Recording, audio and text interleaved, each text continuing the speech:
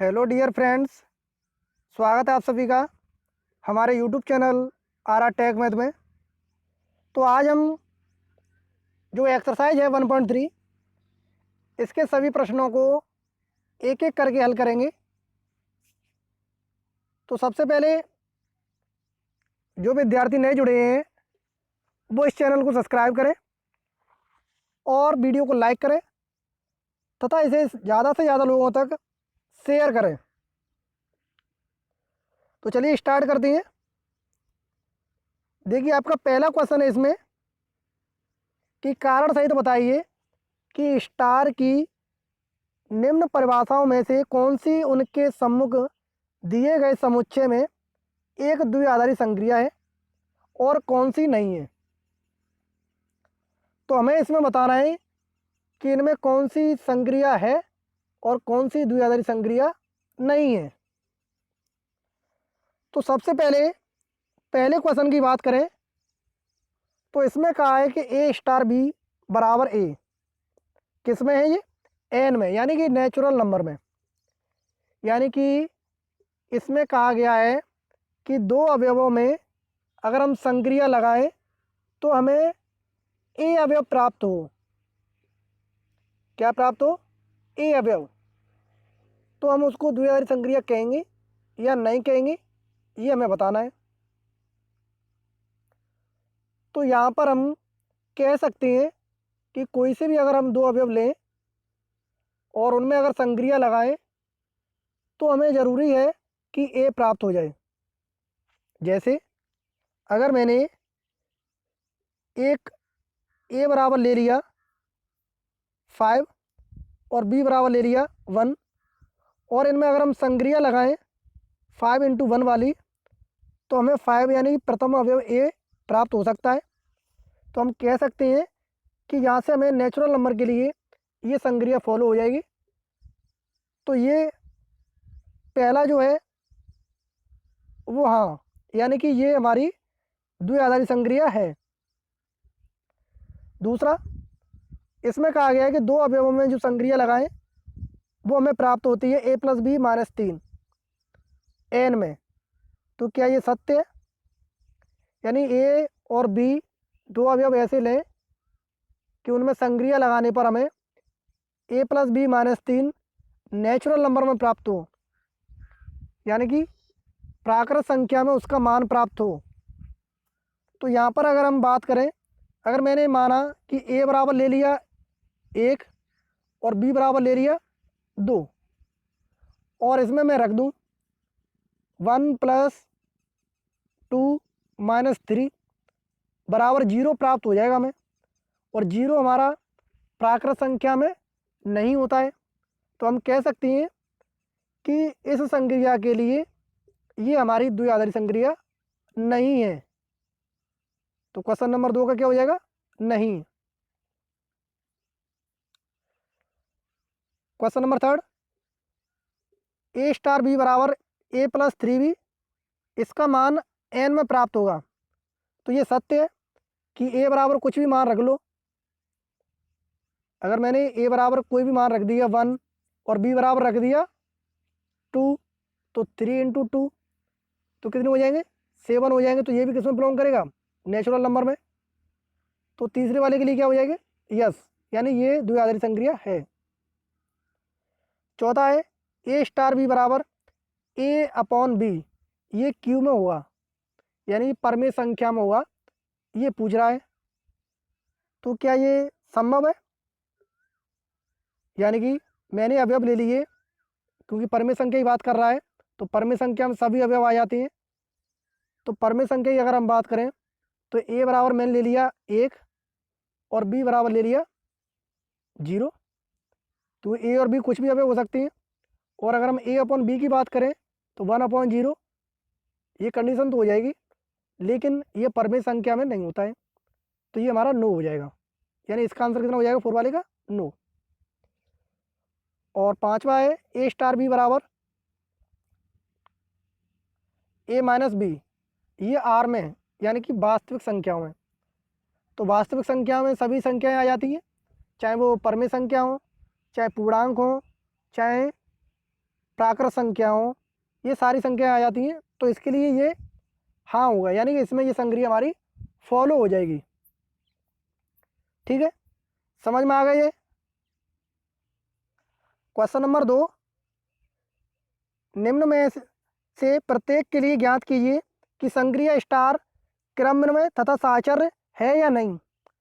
तो इसमें सिंपल हमें बताने हैं कि ये क्रमन्वय है या साहचर्य है, या दोनों है या दोनों नहीं है। तो पहले क्वेश्चन की बात करें तो नेचुरल नंबर के लिए स्टार एक संक्रिया है और ए स्टार भी बराबर दिया है 2 की घात a इंटू बी। तो ये हमें बताना है कि ये क्रमन्वय है या साहचर्य है। तो चूंकि क्रमन्वय की बात करें तो क्रमन्वय प्रॉपर्टी क्या है, ए स्टार बी बराबर बी स्टार ए, यही होती है। तो इसमें अगर हम लगाएंगे तो ए स्टार बी बराबर तो आ जाएगा 2 की घात ए इंटू बी, और बी स्टार ए की बात करें तो वो कितना हो जाएगा बी इंटू ए। तो मतलब तो एक ही है, बी इंटू ए करें या ए इंटू बी करें तो 2 की घात तो वही रहेगी। तो इसलिए ये पहला वाला है वो क्रमन्वय होगा, ठीक है, लेकिन साहचर्य नहीं होगा। क्यों नहीं होगा, क्योंकि अगर हम इसमें साहचर्य वाली प्रॉपर्टी लगाएं तो वो इसमें फॉलो नहीं होगी। क्वेश्चन नंबर 2 की बात करें तो एन में स्टार एक संक्रिया है और ए स्टार भी बराबर है a plus b plus A square into B. तो यहाँ पर आप देख सकती हैं कि अगर हम इसका क्रमन्वय करें, यानी कि इसकी हम कम्यूटेटिव प्रॉपर्टी लगाएं, तो इसकी कम्यूटेटिव जो प्रॉपर्टी है वो इसमें फॉलो नहीं होगी। और इसी तरीके से अगर साहचर्य का नियम भी इसमें लगाएंगे तो वो भी इसमें फॉलो नहीं होगा। तो क्वेश्चन 2 में ये ना तो क्रमन्वय है और ना ही साहचर्य है। ठीक है, क्वेश्चन नंबर 3, जेड में स्टार जहाँ ए स्टार भी बराबर ए माइनस बी, तो ए माइनस बी दिया है और अगर बी स्टार ए करेंगे तो ये क्या हो जाएगा बी माइनस ए। तो हम कह सकते हैं कि इसमें क्रमन्वय जो प्रॉपर्टी है वो फॉलो नहीं हो रही है, और माइनस के लिए साहचर्य का नियम भी फॉलो नहीं होता है इंटीजर्स नंबर में। तो इसमें भी क्रमन्वय और साहचर्य दोनों प्रॉपर्टी फॉलो नहीं होंगी। चौथा है क्यू में स्टार एक संक्रिया है और ए स्टार भी बराबर ए बी प्लस 1। तो ये हमारा क्रमन्वय हो जाएगा, क्योंकि ए बी प्लस 1 करें या 1 प्लस ए बी करें दोनों को मान समान आएगा, लेकिन ये साहचर्य नियम को फॉलो नहीं करेगा। ठीक है, क्वेश्चन नंबर 5, आर में स्टार संक्रिया है जहाँ ए स्टार भी बराबर ए प्लस बी माइनस के 7। तो यहाँ पर हम बात करें तो यहाँ पर ए प्लस बी माइनस 7 है, तो ये तो ए स्टार बी है, और बी स्टार ए क्या हो जाएगा बी प्लस ए माइनस 7। यानी कि इसमें जो हमारी कम्यूटेटिव प्रॉपर्टी है क्रमन्वय नियम वो फॉलो हो रहा है। और अगर साहचर्य की बात करें तो साहचर्य नियम भी इसमें फॉलो होगा, ए स्टार बी स्टार सी बराबर, यानी कि इसमें हम संक्रिया लगाएंगे तो हमें प्राप्त होगा ए प्लस बी, ये किसके बराबर है माइनस इतनी के, और इसमें संक्रिया फिर से है तो क्या हो जाएगा प्लस सी। ठीक है, यानी कि इसी तरीके से दूसरा प्राप्त होगा। तो हम कह सकते हैं कि इसमें हमारी दोनों संक्रियाएं फॉलो होंगी, क्रमन्वय नियम और साहचर्य का नियम। क्वेश्चन नंबर 3 में जो आपका प्रश्न पूछा गया था कि ए स्टार बी बराबर a plus b plus 1 for all a comma b belongs to Z के लिए, इसको हमें क्रमन्वय, साहचर्य, तत्समक अवयव और प्रतिलोम अवयव ये सभी इसमें हमें सिद्ध करने हैं। तो इसके लिए हम सबसे पहले जो हमें दिया है वो लिख लेंगे, ए स्टार बी बराबर ए प्लस बी प्लस 1। तो पहले हम क्रमन्वय नियम को फॉलो करेंगे। तो क्रमन्वय नियम हमारा क्या है, ए स्टार बी बराबर बी स्टार ए, ये हमारा क्रमन्वय नियम है। और ए स्टार बी का मान कितना है हमारे पास ए प्लस बी प्लस 1। और अगर हम बी स्टार ए की बात करें तो बी स्टार ए हमें क्या प्राप्त हो जाएगा बी प्लस ए प्लस वन, यानी इसको हम बी स्टार ए कह सकते हैं। तो इस तरीके से दोनों हमारे मान समान प्राप्त हो जाएंगे। तो हम कह देंगे इसमें हमारी जो संक्रिया है वो क्रम में है। अब हम साचर नियम की बात करें, ए स्टार बी स्टार सी बराबर, तो पहले ए स्टार बी, इसका मान कितना है a plus b plus one, और इसमें स्टार सी संक्रिया लगा रहे हैं, तो मतलब क्या हो जाएगा a plus b plus one और सी प्लस वन, क्योंकि पूरी एक संक्रिया है हमारे पास ए और उसमें प्लस वन हो रहा है, इसलिए हमारी प्लस वन हो जाएगी। तो यहाँ से हमें प्राप्त होगा a plus b plus c plus दो। अब हम दूसरा पार्ट इसका करें, a star b star c, तो पहले बी स्टार सी में b plus c plus one, अब ए स्टार के साथ करेंगे तो a plus b plus c plus one, तो यहाँ से भी हमें a plus b plus c plus two प्राप्त होगा। तो हम कह सकते हैं कि इसमें हमारी जो संक्रिया है वो साचर नियम को फॉलो कर रही है। तत्समक अवयव की बात करें तो माना कि ई तत्समक अवयव है, तब तत्समक अवयव की जो कंडीशन है ए स्टार ई बराबर ई स्टार ए बराबर ए, उसको हम फॉलो करेंगे। तो ए स्टार ई बराबर ए, तो a plus E plus one, तो यहाँ से ये किसके बराबर है ए के, तो ए से हमारा ए कट जाएगा, तो ई बराबर कितना आ जाएगा माइनस वन, यानी कि इसके लिए तत्समक अवयव हमें कितना प्राप्त होगा माइनस के वन। और अगर प्रतिलोम की बात करें तो हमने मान लिया कि ए का प्रतिलोम एक्स है, तब जो प्रतिलोम की परिभाषा है क्या है, ए इंटू प्रतिलोम अवयव बराबर आइडेंटिटी, ये प्राप्त होना चाहिए। तो a plus x plus one, यानी जो संक्रिया वो हमने लगा दी, बराबर योग के लिए प्रतिलोम कितना होता है जीरो, तो जीरो रख देंगे। तो यहाँ से एक्स का मान कितना आ जाएगा ए प्लस वन, और ए नॉट इक्वल टू माइनस के वन, तो ये इसका क्या हो जाएगा प्रतिलोम अवयव हो जाएगा। तो इस तरीके से हमें इन सवालों को हल करना है चेक करते हुए। क्वेश्चन नंबर 4, समुच्चय R-1 पर एक द्विआधारी संक्रिया निम्न प्रकार परिभाषित है, ए स्टार बी बराबर a plus b minus a b for all a comma b belongs to R-1, यानी कि जो R-1 है इसका मतलब है कि जो हमारे पास समुच्चय होगा उसमें वन सम्मिलित नहीं है, यानी जो माइनस लिखा रहता है ना माइनस के वन माइनस के टू, उसका मतलब ये है कि उसमें वो अवयव सम्मिलित नहीं है, उसके अलावा सभी अवयव उसके अंदर विद्यमान है। तो इसके लिए सिद्ध करना है कि स्टार संक्रिया क्रम में और साचर है, तथा इसका तत्समक अवयव भी ज्ञात करना है और प्रतिलोम अवयव भी ज्ञात करना है। तो एक एक करके हम सारी चीज़ें निकालेंगे। पहले क्रमन्वय की बात हुई है तो पहले क्रमन्वय सिद्ध करेंगे। यदि a comma b belongs to R-1 हो तो परिभाषा से, क्रमन्वय की परिभाषा से ए स्टार बी बराबर क्या होगा a plus b minus a b, और इसको हम लिख सकते हैं b plus a minus b a, और ये हमारी संक्रिया हो जाएगी बी स्टार ए, मतलब इसमें क्रमन्वय नियम हमारा फॉलो हो गया।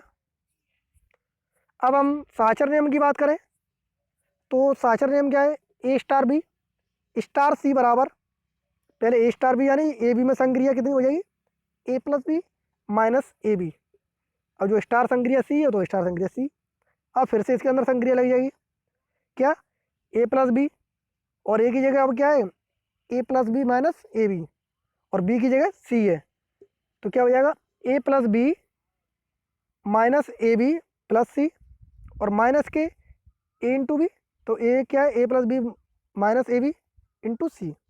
तो ये हमें इसको सॉल्व कर लें तो हमें ये मान प्राप्त हो जाएगा। सेम टू सेम हमें दूसरी संक्रिया करनी है a star b star c, तो उससे भी करेंगे तो हमें ये मान प्राप्त हो जाएगा। तो इससे हम कह सकते हैं कि हमारी जो संक्रिया है वो साचर के नियम को फॉलो कर रही है। अब हम तत्समक अवयव की बात करें तो माना कि ई इसका तत्समक अवयव है, तब ए स्टार ई बराबर ए आना चाहिए, तो ए स्टार ई बराबर ए, तो संक्रिया हम लगा देंगे, तो ए स्टार बी बराबर क्या था हमारा, ए प्लस बी माइनस के ए बी, लेकिन अब हम क्या कर रहे हैं, ए स्टार ई, तो बी की जगह कितना आ जाएगा, ई आ जाएगा सिंपल, तो a plus E minus A into ई। तो यहाँ से हम देख सकते हैं यही है, a plus E minus A into ई बराबर ए।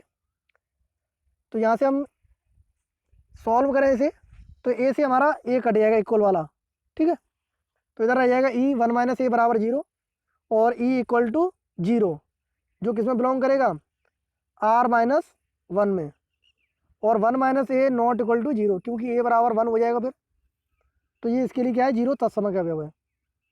और प्रतिलोम की बात करें तो प्रतिलोम क्या होता है, ए स्टार बी बराबर आइडेंटिटी, तब a plus b minus a b बराबर जीरो, इसका आइडेंटिटी एलिमेंट है।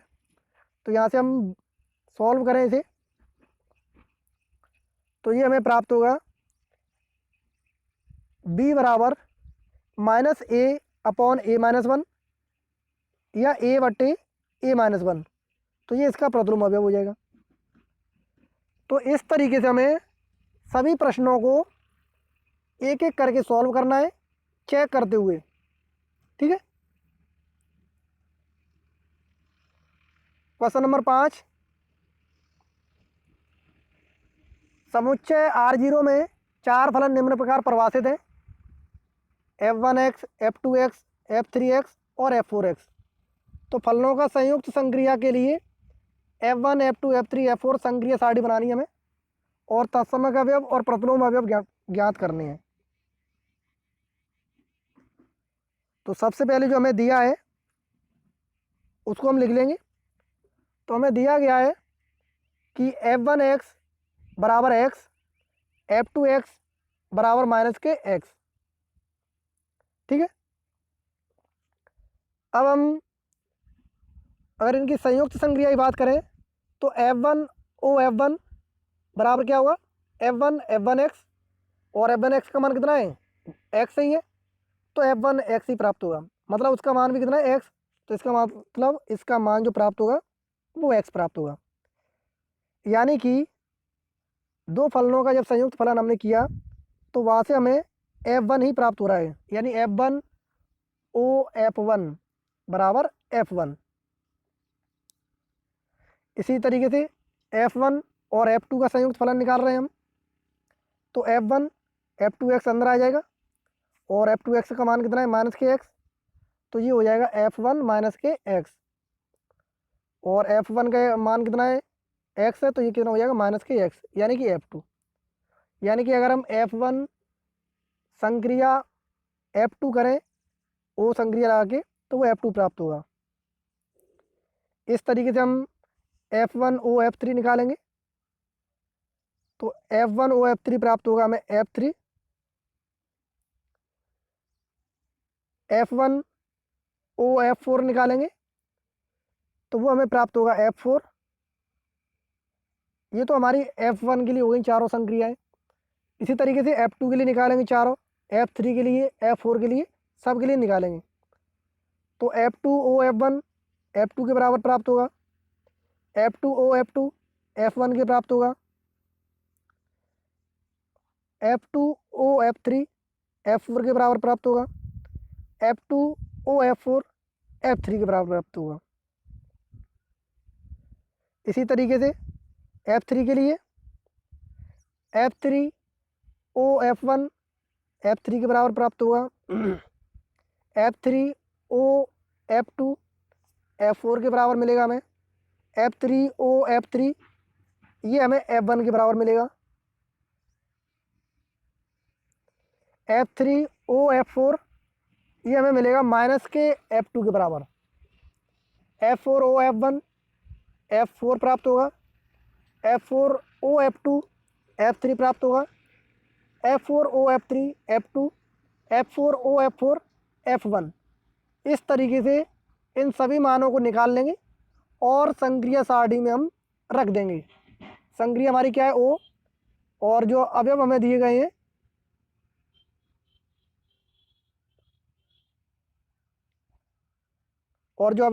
हैं उनको हम पंक्ति में और स्तंभ में लिख लेंगे।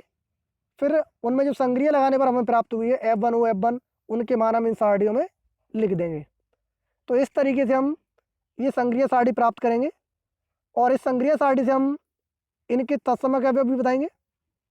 तो सारणी से स्पष्ट है कि F1 F2 F3 की तत्समक अवयव F1 होगी, क्योंकि यहाँ पर इनकी बात करें तो F1 के संगत पंक्ति और स्तंभ दोनों समान प्राप्त हो रहे हैं, तो इसका तत्समक अवयव F1 होगा।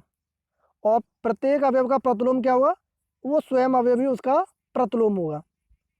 तो ये हमारे आज के प्रश्न थे। तो मैं समझता हूँ कि आपको सारे प्रश्न अच्छे तरीके से समझ में आ गए होंगे। और अगर फिर भी कोई डाउट है तो आप कमेंट बॉक्स में पूछ सकते हैं, हमें व्हाट्सअप भी कर सकते हैं। मेरा व्हाट्सअप नंबर आपको लास्ट में दिख जाएगा और डिस्क्रिप्शन में भी चेक कर सकते हैं। तो आज के लिए इतना ही। जय हिंद दोस्तों।